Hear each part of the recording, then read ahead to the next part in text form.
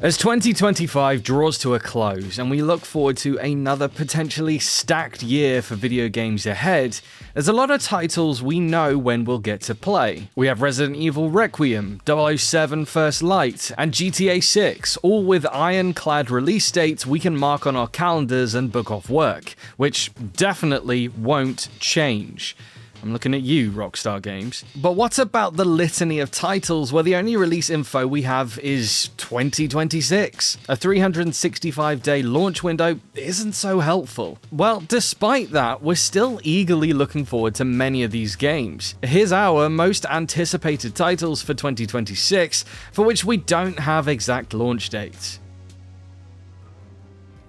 Beast of Reincarnation. This post-apocalyptic adventure truly is an oddball. Game Freak, famous for their work on the mainline series of Pokemon games, has never developed a AAA title before that doesn't feature our favorite collection of critters. They have developed other games outside of Pokemon, but nothing to this scale, nothing that looks this ambitious. When that first trailer dropped at the 2025 Xbox Game Showcase, we were all caught off guard, and we can't wait to see what this game developer can achieve given the opportunity to fully flex their creative muscles. Directive 8020. This outer space scarefest from Supermassive Games, the developer behind The Quarry and Until Dawn, has been on our watch list for a while now, dating back to before its original release date of October 2nd, 2025 was cancelled. Set in a universe where Earth is dying, humanity is desperately seeking a new home beyond the stars, but all doesn't seem well for the crew of explorers we play as. Taking place on the colony ship of Cassiopeia, players will face off against an alien capable of mimicking humans, so expect plenty of tense moments in the same style as John Carpenter's The Thing. While how it ends is an obvious mystery in itself, we're more curious about when we'll have the opportunity to start playing this one. Fable. Oh, Fable. Will we ever get to play you? Fans of this fantasy RPG staple have been waiting for a fully fledged title in this franchise since Fable 3 was released back in 2010. And after a long period of silence, middling spin-offs, and cancelled projects, back in 2020 we finally got confirmation a new Fable title was on the way. Yet, 5 years later, we've had little more than a couple of teaser trailers, and the game remains pretty elusive. If you're like us and simply can't wait to dive back into the whimsical world of Albion, with its mix of wonder and trademark British humour, with a 2026 slate, the wait may not be that far off. But with little actual details so far, we're remaining skeptical. Fire Emblem Fortune's Weave. It's not been that long since we last dove into Fire Emblem's tactical role-playing world, with Fire Emblem Engage only coming out in 2023. And as far as Nintendo-published games go, the wait between announcement and release is never that grueling with this series. That said, we're still incredibly excited for another installment in this long-running franchise, especially with Fortune's Weave being the first on the Nintendo Switch 2, as it looks to take advantage of the new system's increased hardware capabilities. Whether it stays true to Engage's take in the series, or goes in the more social sim style of Three Houses remains to be seen, but we're sure whatever direction it takes, fans will be happy whenever it drops. Forza Horizon 6. The Forza Horizon sub-series has been, up to this point, remarkably consistent, with a new entry in this globe-trotting open-world arcade racer every 2 years until Forza Horizon 4. But when Forza Horizon 5 released after 3 years in 2021, it set an unnerving precedent. So when 2024 came and went, and 2025 seemed to steamroll on with no news, fans of the series began to ask questions like when will it launch, and where would the next setting of the Petrolhead Festival be set? We've had mountainous US, continental Europe, Australia, Great Britain, and Mexico, each portrayed with loving attention to detail. So fans were eager to see where else would get the Horizon Festival treatment. Well, rather fittingly, at the Tokyo Game Show, all questions were answered.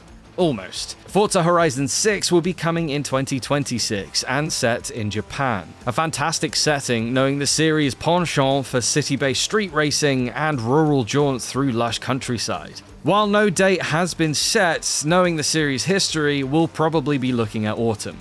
Marvel's Wolverine. If Insomniac has proven one thing, it's that it makes a damn good superhero game. Its threescore Spider-Man series is often cited as one of the best video game representations of any of our beloved comic book characters, so when it was teased they would once again be handling a comic book adaptation, this time of X-Men's Wolverine, we were undeniably optimistic. Cautiously, though. He is, after all, an entirely different, much more violent beast. But when we finally saw gameplay during the September 2025 State of Play, our reservations were instantly quashed, with superb animations displaying just pure, vicious carnage. Insomniac has once again proved they just get these characters, and we can't wait to play. Onimusha Way of the Sword, another long quiet franchise. In fact, it'll have been 20 years since the previous fully fledged Onimusha title was released, Onimusha Dawn of Dreams. But Way of the Sword looks to reward all those who have waited patiently and then some in 2026. In all we've seen and experienced so far of this action-adventure, one thing has stood out from developer Capcom: its devotion to authenticity. Not only in the dark fantasy twist on Edo period Kyoto, but in its endeavor to capture the feel of classic samurai-inspired media. For protagonist Miyamoto Musashi, the dev's acquisition of the likeness of legendary film actor Mihune Toshiro, whom Capcom consider the quintessential samurai action actor, goes to show how committed Capcom are to delivering an experience worth this 2-decade-long wait. Having had the pleasure to hands-on with Way of the Sword at Gamescom this year, I've been longing for more ever since. I want to cut down demonic foes, parry incoming arrows, and find out just how creepy this alternate version of Japan really is. Star Wars Zero Company. Sci-fi and turn-based strategy combat go hand in hand. From XCOM 2 to Warhammer 40,000 Rogue Trader, it's a well-tested and successful formula, so naturally a brand new Star Wars game in the genre just makes sense. Star Wars Zero Company is a hotly anticipated title in the franchise from a galaxy far, far away, where you take on the role of a former Republic officer commanding an elite squad of mercenaries. Set in the twilight of the Clone Wars, it's described as having a gritty and authentic story on the game's official website, which brings to mind the likes of Rogue One and Andor. Sounds good, doesn't it? Well, fingers crossed it releases soon. The Blood of Dawnwalker. It's fairly common these days for a key figure of a notable studio to branch out and create their own thing, and The Blood of Dawnwalker is another exciting example of this. Rebel Wolves, the new studio founded by Konrad Tomaskevich, a director of The Witcher 3 Wild Hunt and head of production of Cyberpunk 2077, is showing its development prestige with The Blood of Dawnwalker. What we've seen so far of this vampiric affair is nothing short of spectacular. Not only does it look like an adroit action-adventure RPG, but its experimentation with time mechanics really help it stand out in an admittedly popular genre. With multiple different approaches to undertake quests, like in protagonist Cohen's Daywalker human form, or his powerful nighttime vampire form, it'll be fascinating to see how this experimental title plays out.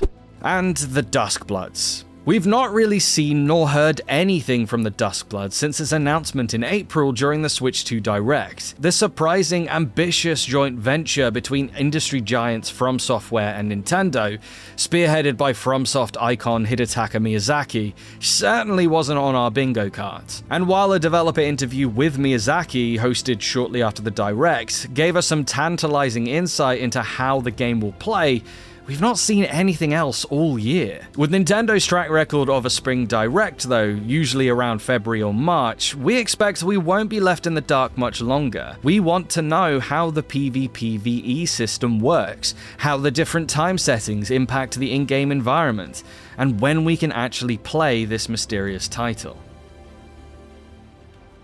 So, there we have it, our top games coming in 2026, where we wish we could be a little more specific about the release dates. But what about you? What games are you looking forward to the most next year? Are there any games you think will be pushed back into 2027 or beyond? Let us know, and stick with GamesRadar for the latest on the greatest games.